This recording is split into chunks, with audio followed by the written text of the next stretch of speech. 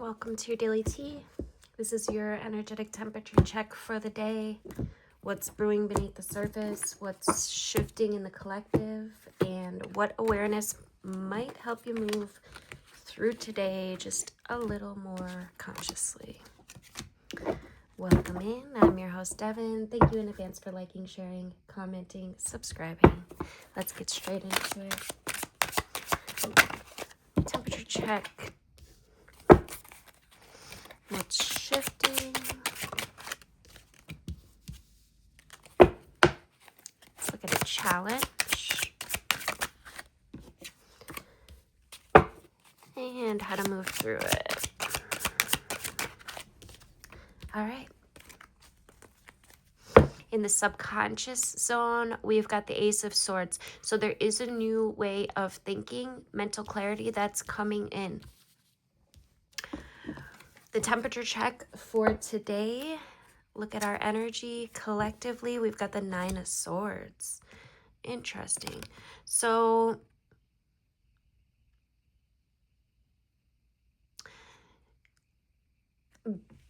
be careful with your thoughts today.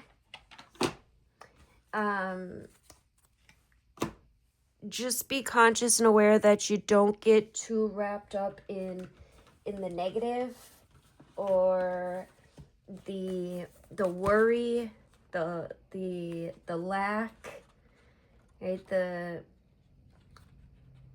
energy of depression or overwhelming energies, because those all just lead to despair, right? We've got this kneeling figure that's in distress here, and he's like clawing at this open hole in the wall as if trapped in a nightmare. So the Nine of Swords can represent deep suffering, loneliness, anxiety, stress, heartache.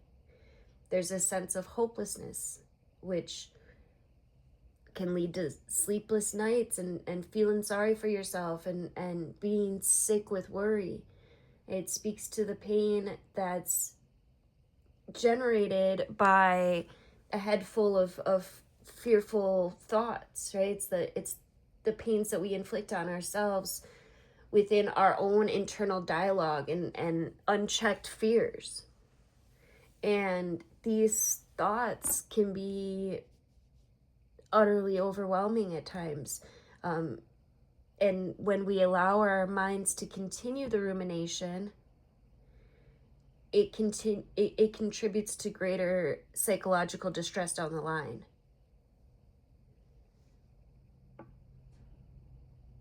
So maybe you're ruminating on some kind of injustice or a hurtful word from a loved one or a friend, or maybe even guilt or regret over your own actions or words.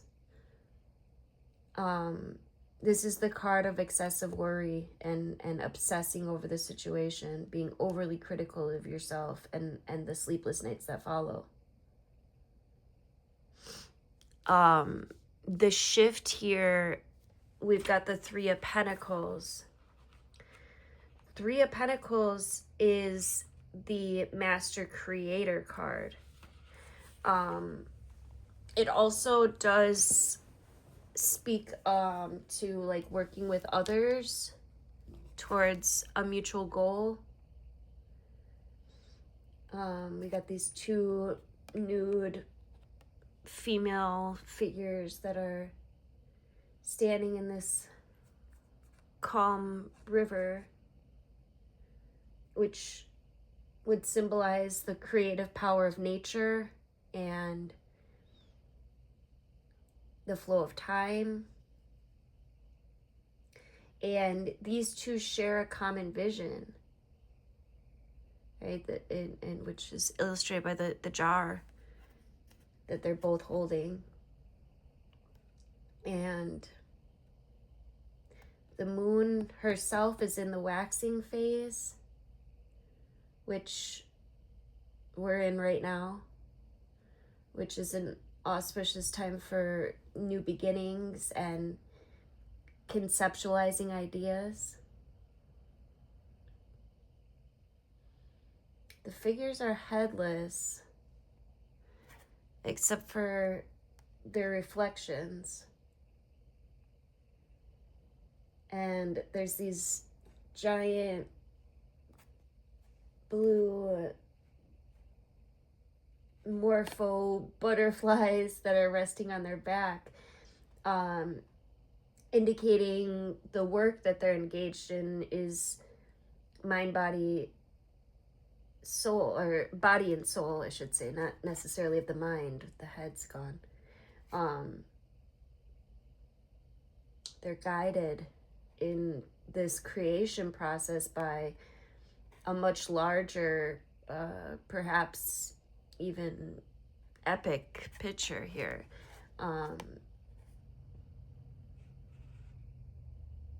This is the spirit of the Three of Pentacles. It's holding a strong vision and engaging in cooperation to realize it.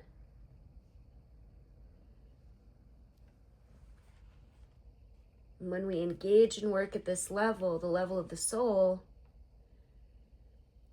we participate in creation at its purest level. There's a story about John F. Kennedy's first visit to NASA in 1961. And as the U.S. president toured the facility, he met a janitor mopping the floors. And President Kennedy went up to the janitor, introduced himself, and asked the janitor what his job was at NASA. And the janitor replied, I'm helping to send a man to the moon. And again, it's engaging in true cooperation to realize a vision, knowing that no act is too small or inconsequential in the contribution of building something extraordinary.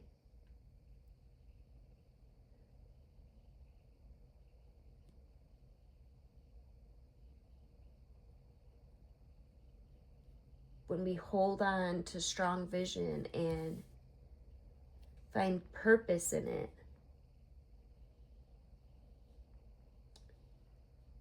we're encouraged to work and act at our highest levels. Creativity is enhanced, and maybe even some latent talents or gifts begin to emerge under these conditions. The challenge here, we've got the Strength card. So, and it looks like she is wrapped up with this snake, this huge snake, and I can't tell if it's the snake covering her mouth or she just doesn't really seem to have a voice here. The snake, however, it symbolizes wisdom, and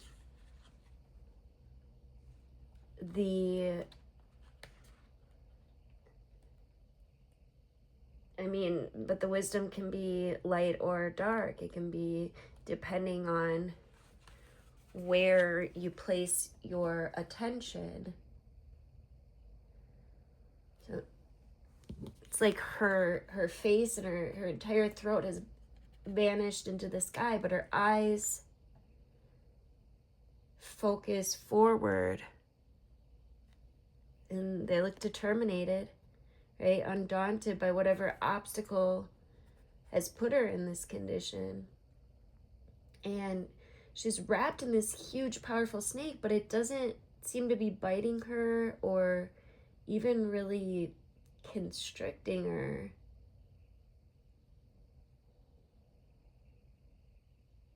And it feels like this serpent's hatched from her necessity and her will. and almost as if it's could be coming to her aid as support.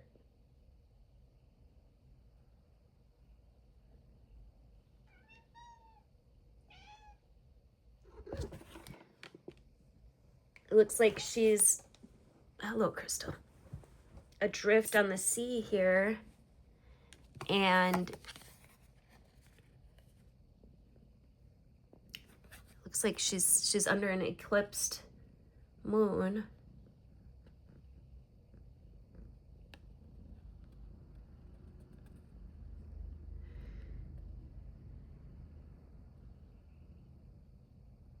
Yet, even in this dire situation, new tendrils, kind of like trees or veins or nerves,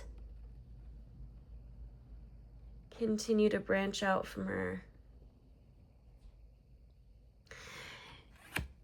Strength arrives with compassion and patience and endurance, right? Choosing to deal with us through kindly influence rather than force or violence. She persuades us to keep going, to keep ourselves emotionally and mentally together so that we can reach our destinations. She doesn't give in to frustration or anger, but provides us an unshakable place of encouragement and benevolence. She tunes into the feelings of those around her, is quick to forgive flaws, and accepts people and circumstances as they are. Strength understands the necessity of our wild natures, but tempers such feelings through gentleness and non-resistance. Illuminates the benefit of using them to work for instead of against us. She engages with her situation not with inaction or denial, but with acceptance. Right? Strength carries the understanding and the admission of pressures and dangerous situations in life. She knows that in order to grow into a person of character with integrity, one has to face many trials and tribulations. And through her, hello, through her gentle knowing and complete acceptance of that situation, that which is dangerous will soften, and strength can come and can guide you into a calmer place of resolve, right? Exchanging the empathetic I can handle this for a more subdued there's nothing I can't handle. She persuades us to keep going, to keep ourselves emotionally and mentally together so that we can reach our destinations. Strength comes with the message that you can withstand the storm.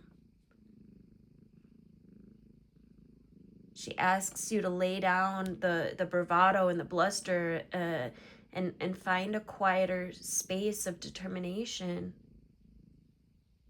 Your inner immovable rock.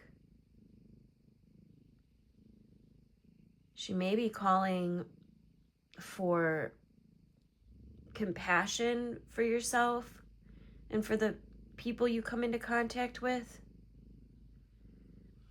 If you're experiencing unusual or chronic obstacles, the strength card invites you to consider what you're pushing up against. Perhaps the obstacles are reflecting the limits of your personal belief system. And should you wish to push through them, she's here to tell you that you can handle it. messages that you can have, that you have the stamina to get through the current trials, and that love will get you through to the other side. Be ready to receive the unique gifts of strength when it walks into your life. It'll teach you more about acceptance and benevolent persuasion and heartfelt centering into what is than nearly anything else in this universe.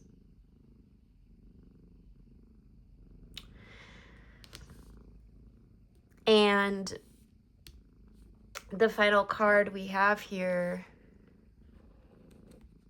is the Empress.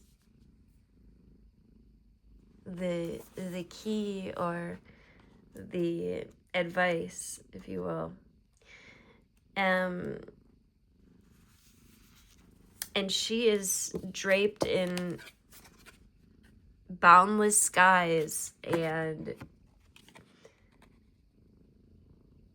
it looks like she's kind of taking center stage in a forest. The Empress radiates this assured, blissful presence in the dark evening night. And all 12 signs of the zodiac are drawn by the 12 stars on her crown,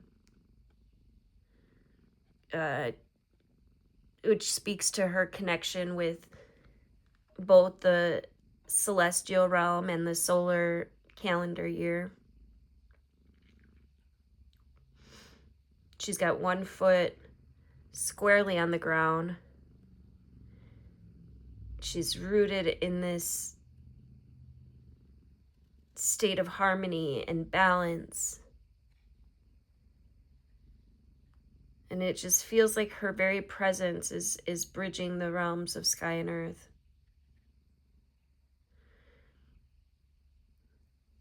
And she's got these lavish garlands of fruit and flowers and nourishment, which is symbolic of the earth's lush riches, right, offered to us with love. And she's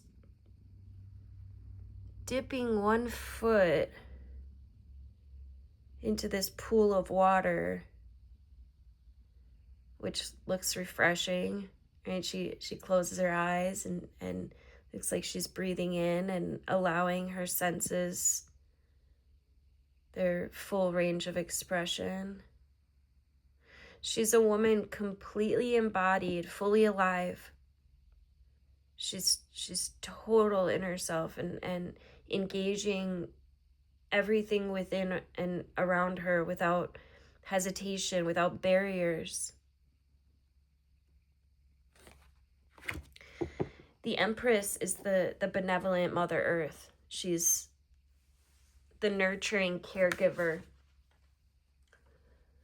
cherishing the world and all of its inhabitants. She's generous with her affections and with this tender capacity to love and to receive love. And she enjoys deep, stable, rewarding relationships with others. And by her example, she teaches us to enjoy and to experience all that's available to us, easily receiving it through thoroughly feeling it, lavishing in it, and sharing the excess with love. Right? She teaches us that the remedy of scarcity is not abundance, it's in having enough. And she's here to remind us that the bliss of that is available when we pause to recognize our own personal bounty, the acceptance of what's available right now in this moment.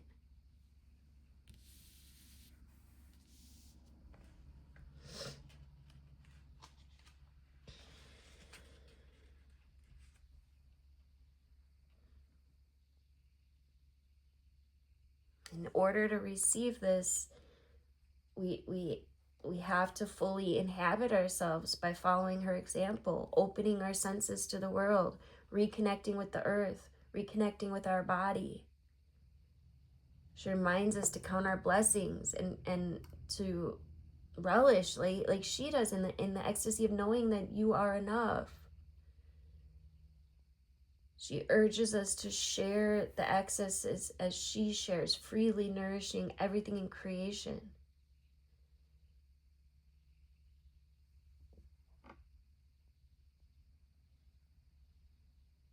So can you be like the Empress? I think so. Thank you guys for liking, sharing, commenting, subscribing. Till next time, take good care.